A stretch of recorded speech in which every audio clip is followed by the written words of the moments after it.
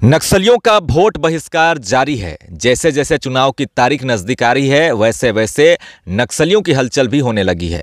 इस बार नक्सलियों ने झारखंड के बोकारो जिले के नक्सल प्रभावित इलाकों में वोट बहिष्कार करने को लेकर पोस्टरबाजी की है। नक्सलियों ने उन स्कूलों में पोस्टर चिपकाया है जहां पोलिंग बूथ बनाया गया है, यानी सीधे तौर पर नक्सली पुलिस को चुनौती दे रहे हैं। पोस्टरबाजी से इलाके में खौफ का माहौल अब बन गया है।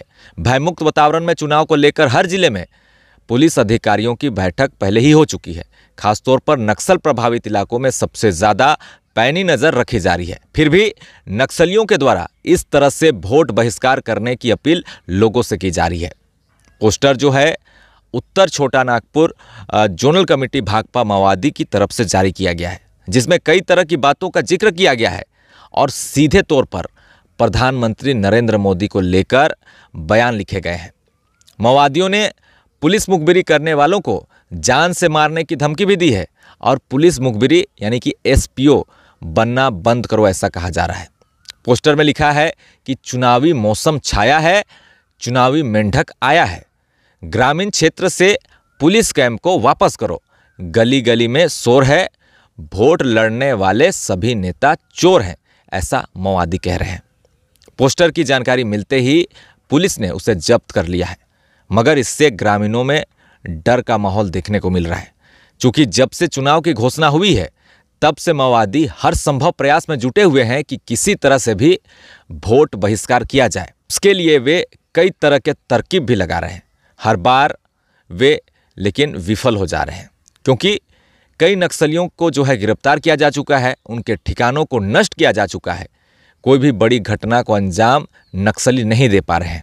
आपको बता दूं कि छत्तीसगढ़ में नक्सल प्रभावित इलाकों में वोटिंग के वक्त लोगों ने बढ़ चढ़कर पहले की तुलना में ज़्यादा जो है वो शामिल होकर लोकतंत्र को मजबूत किया।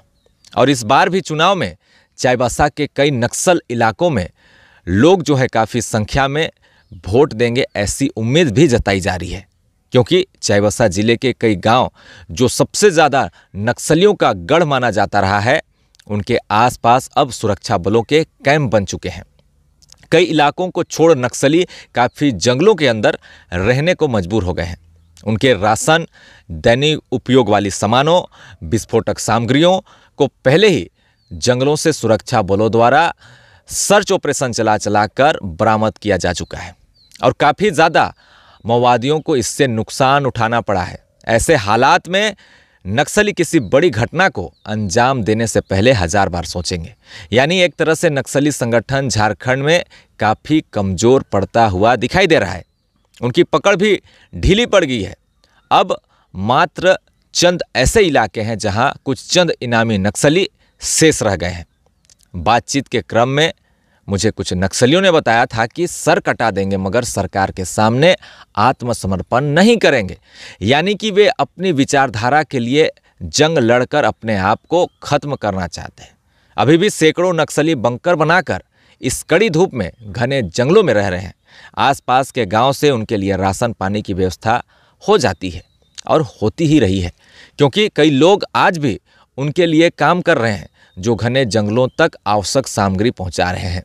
कई लोगों के नक्सलियों का जो है राशन लाना, उन तक पहुंचाना एक मजबूरी है और कई लोगों के लिए उनके संगठन से जुड़े रहना फ़ायदेमंद भी है, क्योंकि नक्सलियों के लिए वे काम करते हैं और उसके एवज में उन्हें वे पैसे देते हैं और लालच के कारण कई लोग जो है संगठन से जुड़े हुए रहते हैं। कुछ सालों से सुरक्षा बलों ने काफ़ी तेज नक्सल अभियान चलाया, जिसमें नक्सलियों के आय पर भी काफ़ी प्रभाव देखने को मिला है। रोड, पुल, पुलिया, बड़ी योजनाओं से पैसे की वसूली नक्सली पहले ज़्यादा मात्रा में किया करते थे, लेकिन सुरक्षा बलों के कारण उनकी आय पर एक चोट लगी है। अब नक्सली जंगलों में सिमट कर रह गए हैं। उनके लिए झारखंड से सटे अन्य राज्यों में जाना भी मुश्किल हो गया है। चारों तरफ से नक्सलियों को घेरा जा चुका है। बस उन खास इनपुट पर सुरक्षा बलों को जोर देना होगा, जिससे एक बड़ा नुकसान माओवादियों को हो सकता है।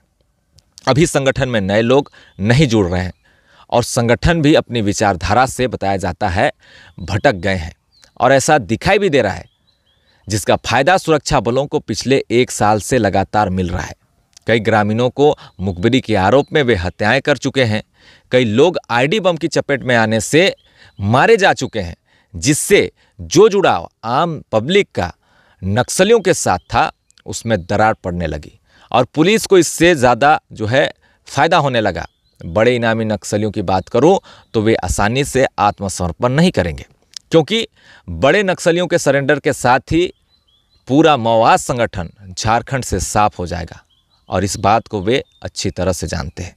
ऐसे में वे या तो मारे जाएंगे या फिर गिरफ्तार होंगे, पकड़े जाएंगे। अभी लगातार पुलिस जो है प्रयास में जुटी है कि किसी तरह से उनसे संपर्क साधा जाए और आत्मसमर्पण कराया जाए, मगर पहले की तुलना में नक्सलियों की कनेक्टिविटी काफ़ी कम हो गई है। ना तो वे कोई प्रेस नोट जारी कर रहे हैं, ना ही किसी ऐसी एक्टिविटी कर रहे हैं जिनसे उनके बारे में कुछ विशेष पता चल सके। यानी कि एक तरह से नक्सलियों ने अपने आप को अंडरग्राउंड करके रखा हुआ है। इसी वजह से नक्सली इतने दिनों तक जंगलों में सेफ घूम रहे हैं और सेफ अपने आप को फील करवा रहे हैं। नक्सलियों की सबसे बड़ी चीज़ जो होती है वो उसकी गोपनीयता होती है, उसकी सीक्रेसी होती है। वे हर चीज़ को गोपनीय तरीके से छुपा कर काम करते हैं। वे अपनी पहचान से लेकर आने जाने वाले सभी काम को काफ़ी सतर्कता और गोपनीयता तरीके से रखते हैं। ये संगठन की एक सबसे बड़ी विशेषता हम कह सकते हैं। अभी इनामी नक्सली के सामने सबसे बड़ी चुनौती है अपने आप को सेफ रखना, अपने आप को सुरक्षित रखना। इसके लिए एक लंबी तैयारी के साथ कई बंकरों का सहारा नक्सली ले रहे हैं। एक समय नक्सलियों का ऐसा भी था कि उन्हें अपनी जान बचाकर भागना भी मुश्किल हो रहा था। फोर्सेस हर दिन जंगलों में गोले दागते थे, ड्रोन से निगरानी रखी जाती थी और ऐसे ऐसे करते करते नक्सलियों को अपना जो है पुराना ठिकाना, पुराना अड्डा खाली करना पड़ा। नए ठिकानों की तलाश में और राज्यों जो दूसरे राज्य हैं, बॉर्डर वाले इलाकों में अचानक जो है गतिविधि नक्सलियों की बढ़ गई थी।